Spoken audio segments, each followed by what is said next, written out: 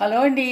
అందరికీ నమస్కారం అండి. అందరూ ఎలా ఉన్నారు? బాగున్నారా? నేనండి ఈరోజు మా రాధాకృష్ణ యూట్యూబ్ ఛానల్లో మరి కార్తీక మాసం ఈరోజు వచ్చేసి ఆఖరి సోమవారం అండి. కార్తీక సోమవారం ఆఖరి వారం. అయితే స్వామివారికి ప్రసాదంగా పెడదామని పరమాన్నం చేస్తున్నానండి.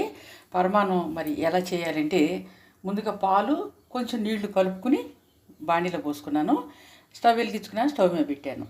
అయితే ఇంకా కార్తీక మాసం ఆఖరి దశకు వచ్చేసిందండి. అంటే ఈరోజు ఆఖరి సోమవారం. మరి నోములు నోసుకునే వాళ్ళు ఈరోజు నోసుకుంటారు. పూజ చేసుకునే వాళ్ళు మళ్ళీ సోమవారం వరకు, పోలిపాడ్యమి మళ్ళీ సోమవారం వరకు ఉంది. పూజ చేసుకునే వాళ్ళు చేసుకుంటారు. కానీ నోములు నోసుకునే వాళ్ళు మాత్రం ఈరోజు చాలామంది నోములు నోసుకుంటారు. కార్తీక సోమవారం అండి ఈరోజు ఆఖరి వారం అనమాట. అందుకని స్వామివారికి నైవేద్యంగా పెడదామని నేను పరమాన్నం చేస్తున్నాను. మరి అది ఎలా చేయాలి, ఏంటి, స్వామివారికి నైవేద్యం ఎలా పెట్టాలి ఏంటి అనేది చేసి చూపిస్తాను. మీరు కూడా చూస్తారా మరి మా రాధాకృష్ణ యూట్యూబ్ ఛానల్లో. పాలండి, పాలు కొంచెం ఎక్కువ శాతం, నీళ్ళు కొంచెం తక్కువ శాతం పోయాలి. బాగా తెరిలినాయి కదా పాలు, చూసారా బాగా తెరిలి. నేను వచ్చేసి బియ్యం కడిగేసుకున్నానండి. ఇది పరమాన్నం చేస్తున్నా స్వామివారి ప్రసాదానికండి. అయితే మా రాధాకృష్ణ యూట్యూబ్ ఛానల్లో నేను ఈరోజు స్వామివారికి ప్రసాదం పెడదామని పరమాన్నం చేస్తున్నానండి. మరి మీలో ఎంతమంది స్వామివారికి ప్రసాదం పెట్టడానికి ఈ పరమాన్నం చేసి అదే మా ఛానల్లో చూసుకుని చేసి పెడతారో మరి చిన్న లైక్ కొట్టండి, కామెంట్లో పెట్టండి. ఇప్పుడు బియ్యం వేసేస్తాను. బియ్యం పాలు బాగా తెరిలినాయి కదా, బియ్యం వేసేస్తున్నా. తెరలటం అంటే బాగా కాగినాయండి పాలు. కాగిన పాలల్లో బియ్యం వేసేస్తున్నా. ఎందుకంటే బియ్యం ఉడకాలి కదా మరి పరమాన్నం కోసం, అదనమాట. పరమాన్నం ఉడికేలోపు మా ఫ్రెండ్స్ అందరికి ఒక చిన్న కథ చెప్పన. రోజుకు ఒక కథ చెప్తున్నా, కానీ ఎవరు పెద్దగా లైక్ చేయట్లేదు, లైకులు కొట్టట్లేదు, కామెంట్లు పెట్టట్లేదు. మరి చూస్తున్నారు, వింటున్నారు. అయితే ఈరోజు ఏంటంటే తాబేలు కుందేలు కదండి. ఒక అడవిలోనంట ఒక తాబేలు కుందేలు, రెండు తాబేలు అంటే తెలుసు కదా, కుందేలు అంటే తెలుసు కదా. అయితే ఆ రెండు స్నేహంగా ఉండేయంట. అవి రెండు ఒక రోజున పందెం పెట్టుకున్నాయి. ఏమనంటే మనం ఈ అడవి అంతా చుట్టూ తిరిగి ఎవరు ఫస్ట్ వస్తారో వాళ్ళు అక్కడ ఏవో పెట్టుకుని ఉంటారు తినడానికి. అయితే ఈ రకరకాలుగా చెప్తారులేండి. కొంతమంది రాజు అంటారు, కొంతమంది తింటా పెట్టుకున్నారంటారు.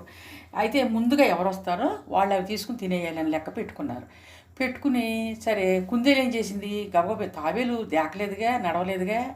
అయితే తాబేలు మెల్లిగా నడుచుకుంటూ వెళ్తుంది, కుందేలేమో గబగబ వెళ్ళిపోయింది.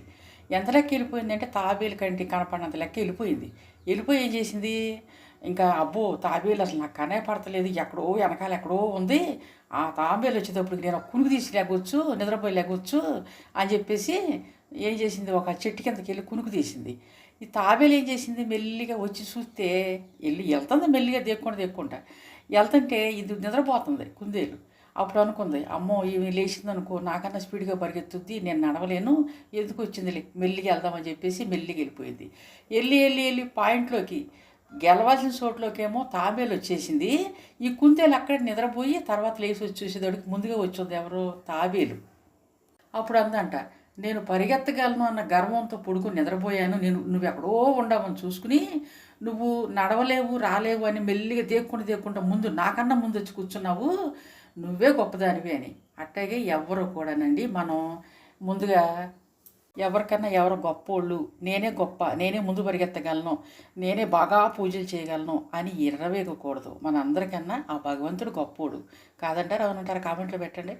అయితే మనల్ని పుట్టించి మన బుద్ధులు మనిషికో రకంగా, అందరి బుద్ధులు ఒకలాగా ఉండవు, మనిషికో రకంగా బుద్ధిని తీర్చిదిద్ది, అందాలు కూడా అందరి ఒకలాగా ఉండవు, మనిషికో రకం గుణాలు బుద్ధులు మరి అందాలు ఇవన్నీ పెట్టిన ఆ భగవంతుడు మనందరికన్నా గొప్పోడు.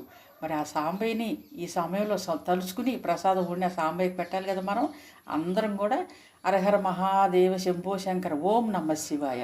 నా కథ మీకు నచ్చినట్లయితే చిన్న లైక్ కొట్టండి, షేర్ చేయండి, సబ్స్క్రైబ్ చేసుకోండి మా రాధాకృష్ణ యూట్యూబ్ ఛానల్.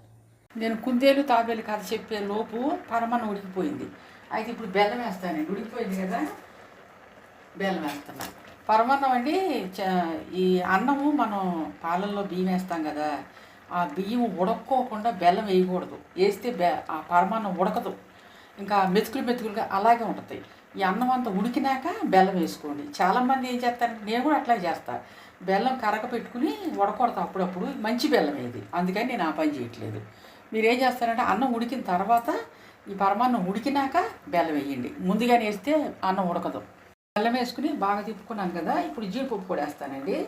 నెయ్యి, జీడిపప్పు ఇవన్నీ వేస్తేనే కదా మరి రుచి. యాలకులు కూడా వేస్తాను, ఈ కొట్టుకుని వేస్తాను. స్వామివారికి పెట్టే ప్రసాదంలో మరి అన్నీ వేయాలి కదా. నెయ్యి కూడా వేస్తానండి. నెయ్యి కూడా వేసి చక్కగా నేను ఉడకబెట్టిన తర్వాత పరమాన్నం చక్కగా ఉడికిన తర్వాత మీకు నేను మళ్ళీ చూపిస్తాను. నెయ్యి కూడా వేస్తున్నానండి కొంచెం. మరి స్వామివారికి పెట్టే నైవేద్యం కదా ఇది, నెయ్యి కూడా వేయాలి. స్వామివారికి పెట్టే నైవేద్యం పరమాన్నం రెడీ అయిపోయిందండి. మా రాధాకృష్ణ యూట్యూబ్ ఛానల్లో నేను ఈరోజు మరి కార్తీక ఆఖరి సోమవారం కాబట్టి స్వామివారికి నైవేద్యం పెడదామని పరమాన్నం చేశాను.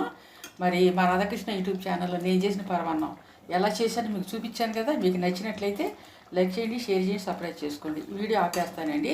ఇక నేను మరి నైవేద్యం పెట్టాలి, స్వామివారి దండం పెట్టుకోవాలి. ఇక స్టవ్ కట్టేస్తాను. మరి రేపు మళ్ళీ ఇంకొక వీడియోతో మేము ముందుకు వస్తాను. రేపటి వరకు బాయ్ అండి. బాయ్. రాధాకృష్ణ ఛానల్.